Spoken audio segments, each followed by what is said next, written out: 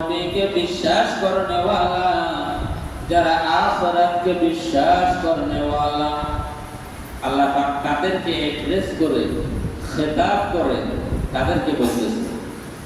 এখানে আমরা যারা আছি আমরা তো সবাই আমরা বিশ্বাস করি, ঠিক করি তো, রাসূল বিশ্বাস করি, আখিরাত বিশ্বাস করি।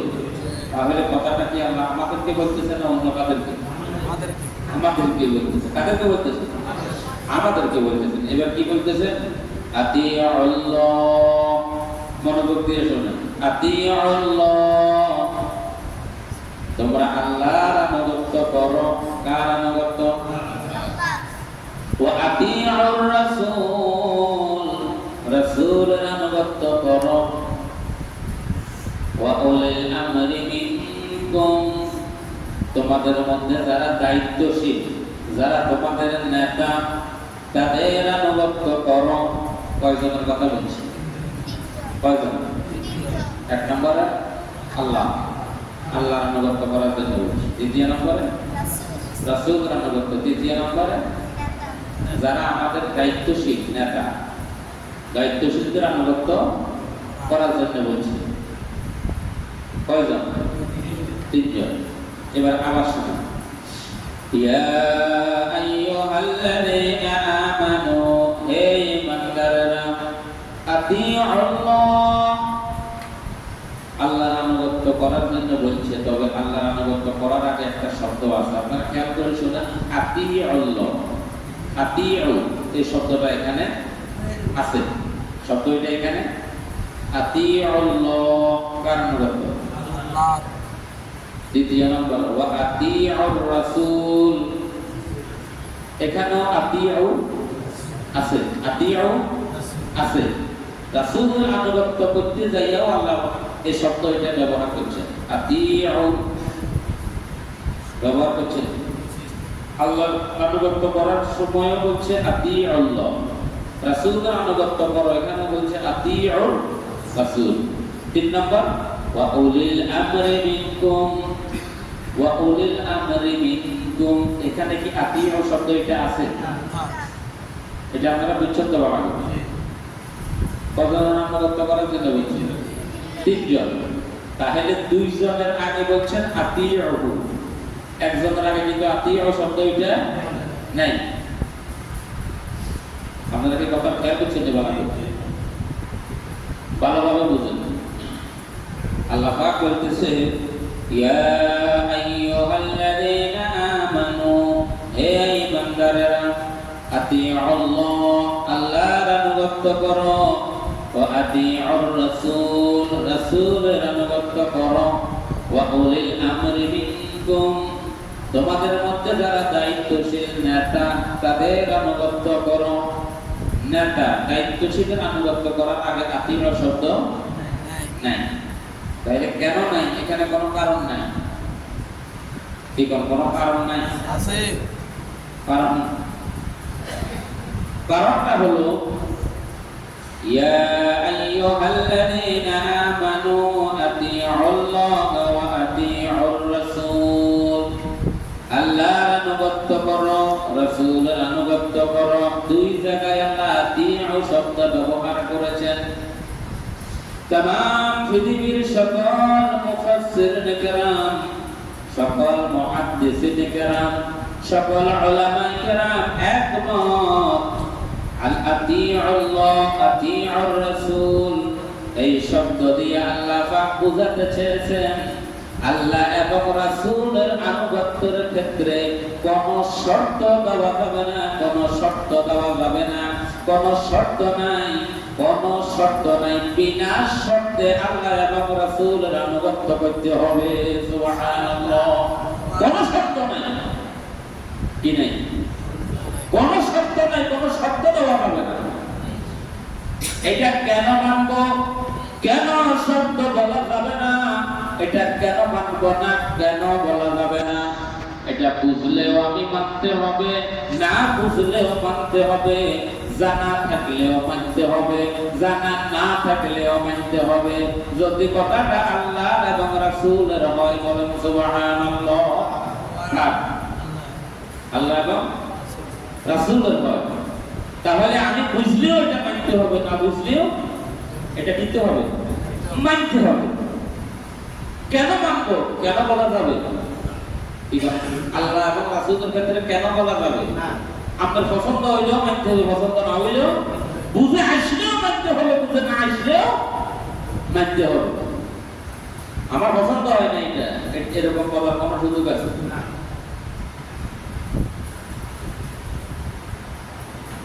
আমার ভাইরা, আমার বাবাজিরা, আল্লাহ এবং রাসূলের আনুগত্য করার ক্ষেত্রে এখানে কোনো শর্ত চলতো না। এখানে কি চলতো না? কোনো শর্ত চলবে না, বিনা শর্তে এটা আনুগত্য করতে হবে। কিভাবে? বিনা শর্তে। আমার ভাইয়েরা, আমার বাবাজিরা,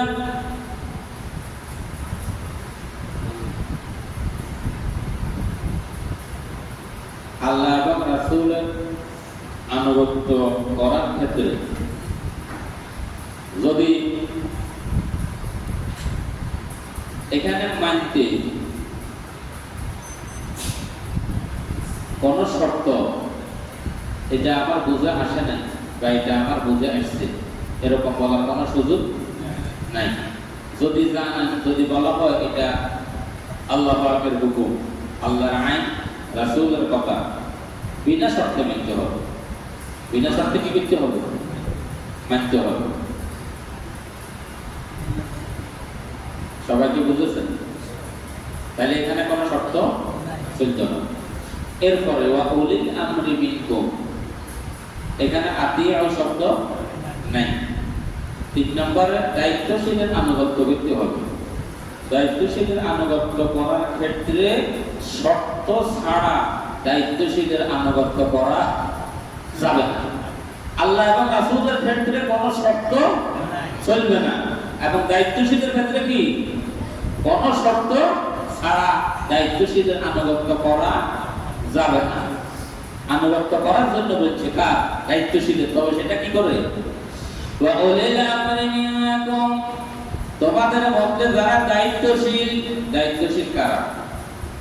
যারা আদেশ এবং নিষেধ করার অথরিটি রাখে। আদেশ এবং নিষেধ করার কি রাখে? অথরিটি রাখে, ক্ষমতা রাখে, এখতিয়ার রাখে। এটা যে কোনো ব্যক্তি হইতে পারে, মসজিদের ইমাম হতে পারে, সমাজের নেতা হতে পারে, মা বাবা হতে পারে, বড় ভাই হতে পারে, শিক্ষক হতে পারে, সমাজপতি হতে পারে, চেয়ারম্যান হতে পারে, এমপি হতে পারে, সরকার প্রধান হতে পারে, পীর সাহেব হতে পারে, আমার অনুসারী, আমি যার অনুসরণ করি, এরকম যে কোনো দায়িত্বশীল ব্যক্তি হইতে পারে। কথা কি বুঝেছেন? তাহলে আল্লাহ পাক বলতেছেন দায়িত্বশীলদের আনুগত্য করার ব্যাপারে শর্ত কি করতে হবে? যাচাই করতে হবে। যাচাই করে তারপর আনুগত্য করার জন্য বলছে। দায়িত্বশীলদের আনুগত্য করার ব্যাপারে আল্লাহ রাব্বুল আলামিন বলেন ওয়া উলিল আমরি মিনকুম, তোমরা দায়িত্বশীলদের আনুগত্য করো। তবে দায়িত্বশীলদের আনুগত্য করার আগে শর্ত হচ্ছে দায়িত্বশীলের কথা, দায়িত্বশীলের কাজ, দায়িত্বশীলের আদর্শ যদি আমার আল্লাহ এবং রাসূলের সাথে মিলে, তাহলে শুধুমাত্র আমি আমার দায়িত্বশীলের আনুগত্য করব। সুবহানাল্লাহ। এটা হচ্ছে শর্ত। এটা কি শর্ত? এটা শর্ত। আল্লাহ এবং রাসূলের কথার সাথে কি মিলতে হবে? মিলতে হবে। কথাটা কি বুঝেছেন? নেতার সাথে, দায়িত্বশীলের সাথে, আমার আল্লাহ এবং রাসূলের কথার সাথে, কাজের সাথে, আদর্শের সাথে যদি মিলে, তাহলে আমি ওই নেতার অনুসরণ করব, ওই নেতার আনুগত্য করব। ঠিক কিনা বলেন? আর যদি আমার নেতার কথা আর কাজের সাথে যদি আমার আল্লাহ রাসূলের কথা যদি মিল না হয়, তাহলে সেটা কি মানা যাবে? পরে কথা কন না, সেটা কি মানা যাবে? সেই ক্ষেত্রে যদি আমার ইমাম হয়, ইমাম হলে কি ইমামের কথা মানা যাবে? যদি আল্লাহ এবং রাসূলের কথার সাথে না মিলে, আমার পীর সাহেব বলছে, পীর সাহেবের কথাও আমার আল্লাহ এবং রাসূলের কথার মাধ্যমে যাচাই করতে হবে। যদি আমার আল্লাহ এবং রাসূলের কথার সাথে যদি মিলে, ওই পীরকে আমি অনুসরণ করব, ওই পীরের আমি আনুগত্য করব। আর আমার ওই পীরের কাজের সাথে যদি আমার আল্লাহ এবং রাসূলের কাজের যদি মিল না হয়, আমি ওই পীরকেও মানব না। সবাই রাজি আছেন নি? যাচাই করতে হবে, শর্ত হইতো। এটা কি শর্ত? শুধুমাত্র আল্লাহ এবং রাসূলের ক্ষেত্রে কি নেই, কোনো শর্ত নাই, বিনা শর্তে মানতে হবে। বিনা শর্তে কি করতে হবে? মানতে হবে। আর নেতার ক্ষেত্রে শর্ত আছে না নাই? কি শর্ত? আল্লাহ এবং রাসূলের সাথে মিলতে হবে। সুবহানাল্লাহ বলেন না? আল্লাহ এবং রাসূলের সাথে কি করতে হবে? মিলতে হবে। আমার ভাইরা, আমার বাবাজিরা, আমরা আমাদের ব্যক্তিগত জীবনে, পারিবারিক জীবনে, সামাজিক জীবনে, রাষ্ট্রীয় জীবনে কাউকে না কাউকে আমরা ফলো করি, কাউকে না কাউকে আমরা অনুসরণ করি, ঠিক কিনা বলেন? আমার ভাইরা, আমার বাবাজিরা, আমার নবী ছিলেন এমন নবী, এমন আখলাক ওয়ালা, এমন চরিত্রবান, কি নাই? আমার ভাইরা, আমার বাবাজিরা, সারা পৃথিবীতে মানুষের ভিতরে আল্লাহ রাব্বুল আলামিন ছড়িয়ে ছিটিয়ে কোন মানুষের ভিতরে বিভিন্ন ভালো ভালো গুণগুলি আল্লাহ মানুষের ভিতরে দিয়েছেন। আর সব গুণগুলি একসাথে এক জায়গায় করে দিয়েছেন মুহাম্মদুর রাসূলুল্লাহ সাল্লাল্লাহু আলাইহি ওয়াসাল্লামের মধ্যে। সুবহানাল্লাহ। সেই জন্য তাকে অনুসরণ করবেন। কার অনুসরণ করবেন? কার পথ দেখানো পথে আপনারা হাঁটবেন, আমি হাঁটবো। সেই জন্য আমার আল্লাহ এটাকে স্পষ্ট করে দিয়েছেন কোরআনুল কারীমের ভিতরে, একদম স্পষ্ট। স্পষ্ট না অস্পষ্ট? একদম স্পষ্ট। আপনি কার অনুসরণ করবেন, কার পথে হাঁটবেন, কোন রাস্তায় চলবেন, আল্লাহ পাক স্পষ্ট করে দিয়েছেন। ইয়া আইয়ুহাল্লাযীনা আমানু আতিউল্লাহ, হে ঈমানদাররা, আল্লাহর আনুগত্য করো। কার আনুগত্য? আল্লাহর আনুগত্য করার ক্ষেত্রে কোনো শর্ত নাই, কোনো শর্ত নাই। এটা আমি বুঝলাম না কেন আল্লাহ এটা বলেছেন। এটা এরকম বলা যাইব না, এরকম বলা যাইব না, এরকম বলার কোনো সুযোগই তো নাই। বুঝলেও মানতে হবে, না বুঝলেও। ওয়াতিউর রাসূল, রাসূলের আনুগত্য করতে হবে। বুঝলেও করবেন, না বুঝলেও করবেন, জানা থাকলেও করব, জানা না থাকলেও করতে হবে।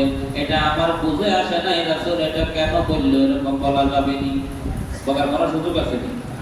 এই দুইটার ক্ষেত্রে কোনো শর্ত দেওয়া হবে না, কোনো শর্ত নাই। আর ওয়া উলিল আমরি মিনকুম, তোমাদের মধ্যে যারা দায়িত্বশীলদের আনুগত্য করো।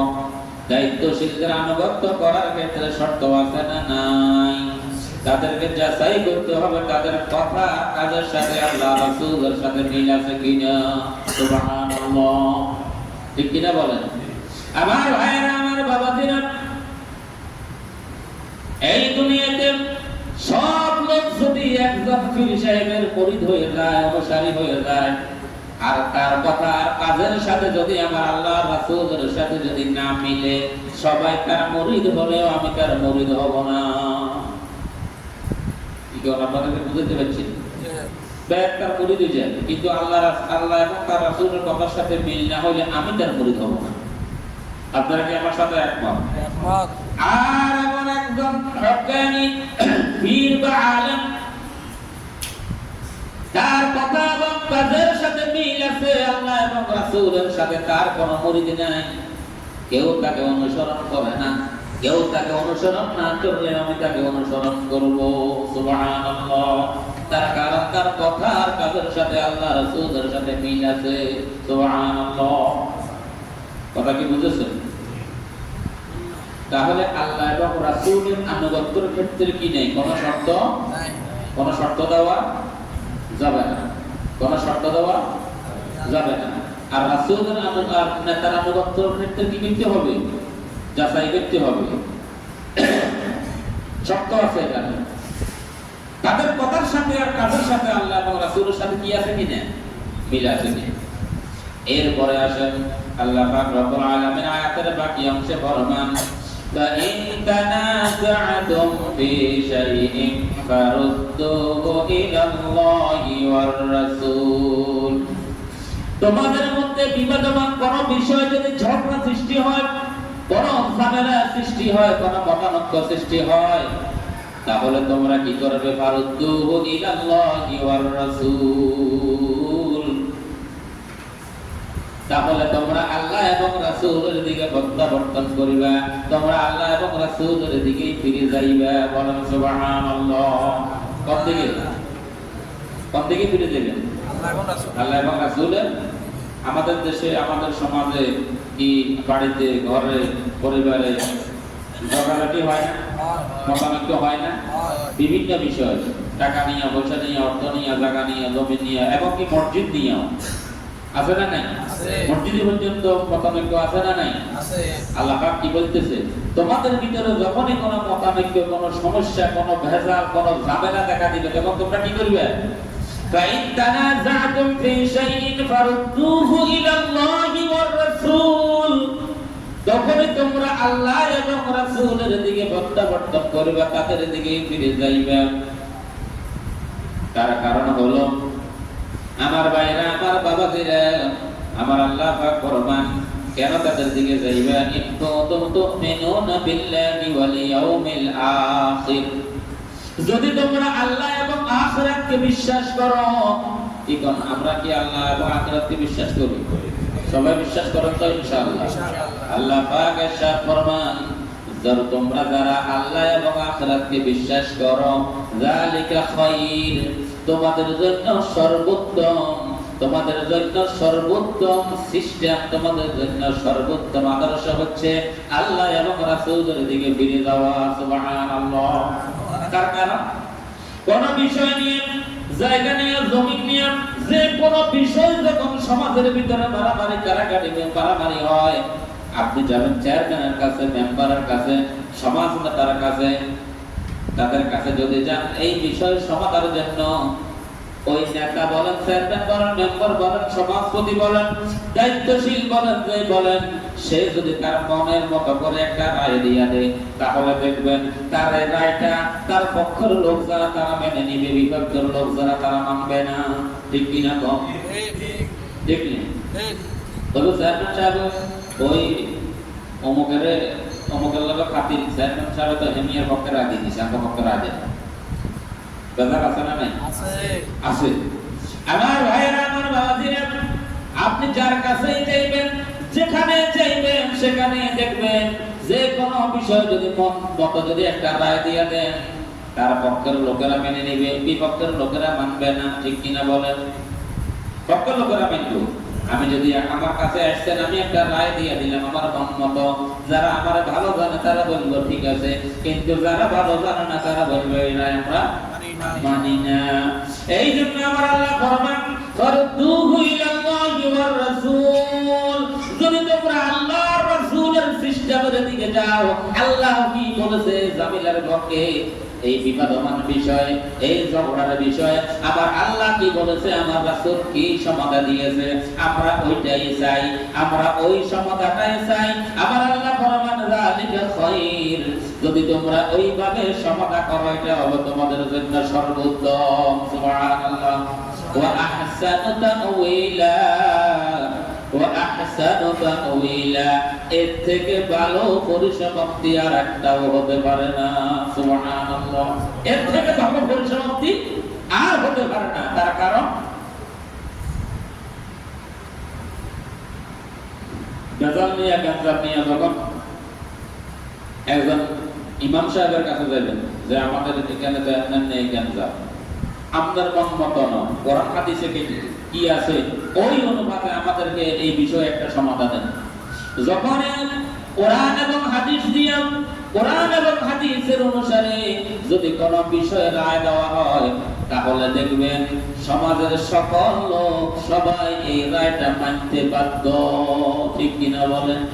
যদি কোন এটা কোরআনে আছে এইভাবে, হাদিসে আছে এইভাবে, এর বাইরে আর কোনো কথা আছে না, কথা বলার কোনো সুযোগ আছে না। আর যখন আপনি আপনার মন মতো একটা রায় দিবেন, তাহলে সেখানে বেজাল আছে না? নাই? বেজাল আছে না? আছে। এবার আসেন এই আয়াতের শান নজুলটা শুনুন। এই আয়াতটা কেন নাযিল হইল, কোন প্রেক্ষাপটে নাযিল হয়েছে?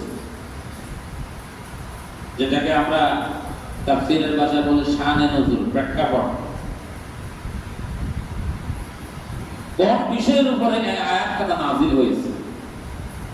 রাসূল করিম সাল্লাল্লাহু আলাইহি ওয়াসাল্লাম একবার তিনি এক জিহাদের জন্য, যুদ্ধের জন্য কিছু মুজাহিদদেরকে তিনি একটা দল তৈরি করে দিলেন। আর ওই মুজাহিদদের, ওই যোদ্ধা যারা যুদ্ধ করবেন, তাদের জন্য একজন সেনাপতি নিযুক্ত করে দিয়েছেন। তিনি ছিলেন আনসার সাহাবী। কি ছিলেন? তিনি ছিলেন আনসার সাহাবী। বুখারী শরীফের বর্ণনা হযরত আব্দুল্লাহ ইবনে আব্বাস রাদিয়াল্লাহু তাআলা আনহু থেকে হাদিস, এবং মুসনাদ আহমদ শরীফে হযরত আলী রাদিয়াল্লাহু তাআলা আনহু থেকে আরেকটি হাদিস। দুইটা হাদিসের মূল কথাই একই কথা। সম্মানিত মুসলিয়ান কেরাম, রাসূল করিম সাল্লাল্লাহু আলাইহি ওয়াসাল্লাম যখন একজন আনসার সাহাবীকে সেনাপতি নিযুক্ত করে কিছু মুজাহিদদেরকে জিহাদের জন্য কি করলেন? নিযুক্ত করে ও জিহাদের ময়দানে পাঠিয়ে দিলেন। সেখানে যাওয়ার পরে যিনি ছিলেন সেনাপতি, তিনি ছিলেন আনসার সাহাবী। তিনি কি ছিলেন? আনসার।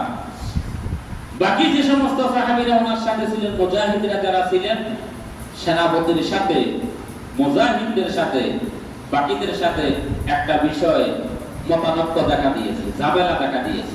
কি দেখা দিয়েছে? ঝামেলা দেখা দিয়েছে, মতানক্য দেখা দিয়েছে। এখন এবার ওই আনসার সাহাবী যিনি সেনাপতি বলতেছেন, তোমরা যখন আমার সাথে আসছিলে, তোমাদেরকে আল্লাহ রাসূল কঠিন একটা আদেশ কি দেয় নাই যে তোমরা আমার সাথে আসতেছ, তোমাদের এই সেনাপতি যা বলবে তোমাদেরকে তাই করতে হবে, তাই শুনতে হবে, এরকম একটা নির্দেশ কি তোমাদেরকে দেয় না?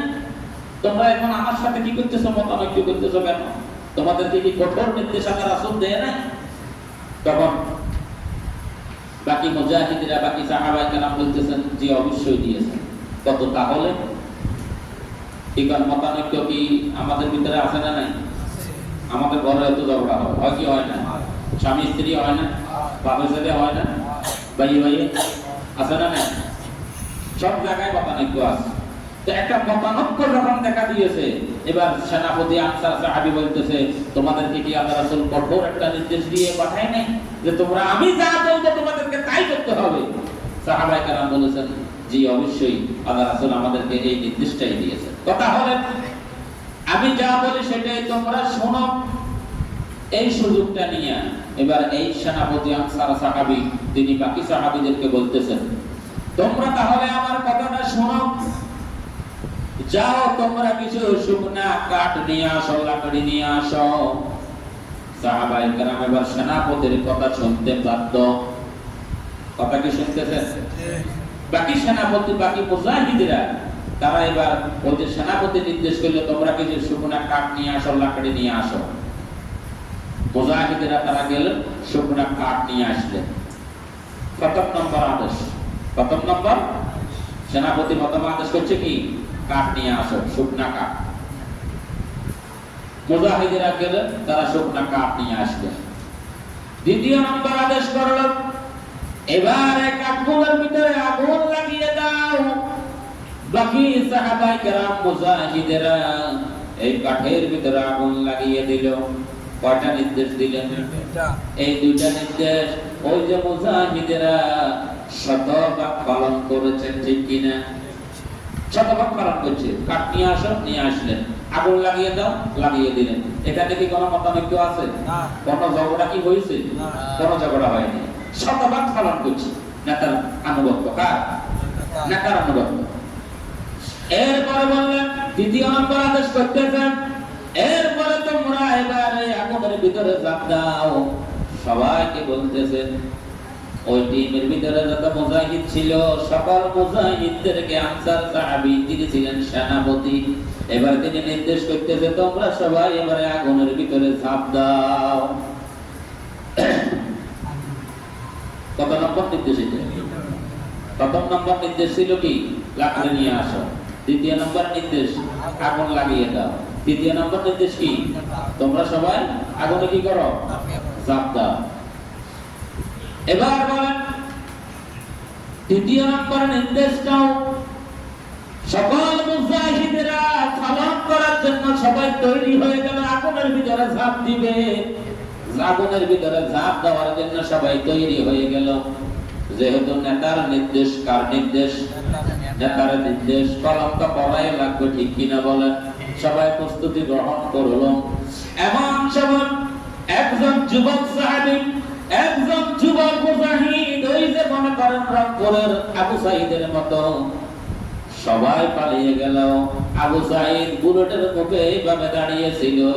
এক আবু সাঈদের বুক ফেটে দেওয়ায় বাংলাদেশ স্বাধীন হয়ে গিয়েছে। আলহামদুলিল্লাহ। আল্লাহ তার কবরটারে জান্নাতের বাগান বানিয়ে দিই। যুগে যুগে এরকম মুজাহিদ আছে না নাই? কিয়ামত পর্যন্ত থাকবে। আল্লাহ কবুল করুন, আমিন। একজন যুবক সাহাবী তিনি দাঁড়িয়ে গেলেন, কঠোর প্রতিবাদ করলেন, না আমরা আপনার এই আদেশ মানি না। ওই আনসার সাহাবী সেনাপতি বলতেছেন, তোমাদেরকে কি রাসূল কঠোর নির্দেশ দেয় নাই?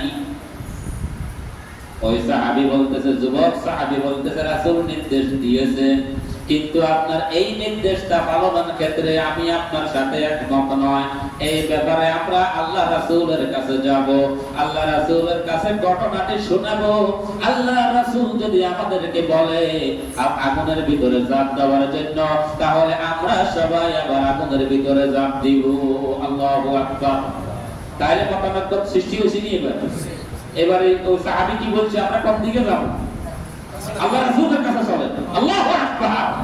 আমার ভাইরা, আমার বাবাজিরা, সমাজের প্রত্যেকটা ক্ষেত্রে বিবাদমান যত ঝামেলা আছে, সব ঝামেলা নিয়ে যদি আমরা আল্লাহ এবং রাসূলের দেখানো পথের দিকে যাই, তাহলে সুন্দর একটা সমাধান হয়ে যাবে, ঠিক কিনা বলেন? কিন্তু আমরা তো সেই দিকে নাই। আমরা যাই যেখানে ঘুষ দিলে রায়টা আমার পক্ষে আসবে, সেই দিকে, ঠিক কিনা? আমরা ঘুষ দিয়ে রায়টা যদি আমার পক্ষে নিতে পারি, আমরা তো সবাই সেই দিকে। ক্ষমতার পাওয়া, অর্থের পাওয়া, এগুলা থাকলে রায় তো আমার দিকে আসবেই, ঠিক কিনা বলেন? আমার ভাইয়েরা, আমার বাবাজিরা, যুবক সাহাবী প্রতিবাদ করলেন, চলো আমরা আপনার এই সিদ্ধান্ত মানি না, চলেন আমরা আল্লাহ রাসূলের কাছে যাব। আমাদের এই অভিযোগটা আমরা আল্লাহ রাসূলের কাছে উত্থাপন করব। আল্লাহ রাসূল যদি এই ঘটনাটা শুনেন, শোনার পর যদি বলেন আমাদেরকে আগুনে ঝাঁপ দেওয়ার জন্য, আমরা আগুনে ঝাঁপ দিব। তাহলে কোন দিকে গেছে তারা? ফারুদ্দুহু ইলাল্লাহি ওয়ার রাসূল فإن تنازعتم في شيء فردوه إلى الله والرسول। তোমাদের ভিতরে বিবাদমান কোন বিষয়ে যদি ঝগড়া সৃষ্টি হয়, মতানৈক্য সৃষ্টি হয়, তাহলে তোমরা আল্লাহ এবং রাসূলের দিকে ফিরে যাও, কারণ সেখানেই তোমাদের জন্য সর্বোত্তম সমাধান। সুবহানাল্লাহ। আছে না নাই? এবং এখন এবার সব সাহাবায়ে কেরাম মিলে আল্লাহ রাসূলের কাছে গিয়ে হাজির। আল্লাহ রাসূলের কাছে থেকে পুরো ঘটনাটা তারা শোনালো যে, ইয়া রাসূলুল্লাহ, এমনি এমনি এই অবস্থা, আমরা তো আপনার আগুনে ঝাঁপ দেই নাই। আমরা আগুনে কি করে নাই? ঝাঁপ দেই নাই। ইয়া রাসূলুল্লাহ, আপনি এবার সমাধান করেন। আল্লাহ রাসূল ঘটনাটা শোনার পরে বললেন, ও আমার সাহাবায়ে কেরাম, তোমরা যদি আগুনে ঝাঁপ দিতা, তাহলে তোমরা সবাই জাহান্নামী হয়ে যেতা। তার কারণ আগুনে ঝাঁপ দেওয়া মানে আত্মহত্যা করা। কি করা বলেন? আত্মহত্যা করা। আর আত্মহত্যা করা কবিরা গুনাহ। যদি তোমরা আগুনে ঝাঁপ দিতে, তোমরা সবাই আত্মহত্যাকারী হয়ে যেতা, তাহলে তোমরা সবাই জাহান্নামী হয়ে যেতা। তোমরা যে সিদ্ধান্তটা পাও নাই, রাসূলের কাছে ফিরে আসছো। লা তা'তানি লিখালকিন।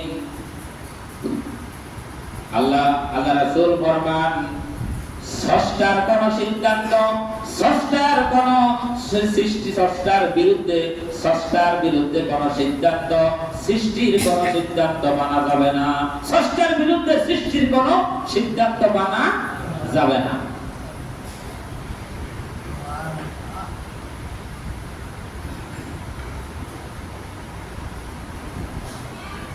তার মানে হলো যে যে কোনো বিষয়ে যখন বিপদ আমার একটা ঝগড়া একটা যখন সমস্যা দেখা দেবে তাহলে কোন দিকে যেতে হবে? আল্লাহ এবং তার রাসূলের দিকে ফিরে যেতে হবে। সবাই রাজি আছেন না ইনশাআল্লাহ? নাকি নিজের মন মতো? আল্লাহ আমাদের সবাইকে বোঝার তৌফিক দিন বলি আমিন। আমরা এই আয়াতের উপরে আধা কথা শুনবো আগামী জুমায়। ওয়া আলাইনা ইল্লাল বালাগ, তারপরে রাসূল সুন্নাত পড়ে।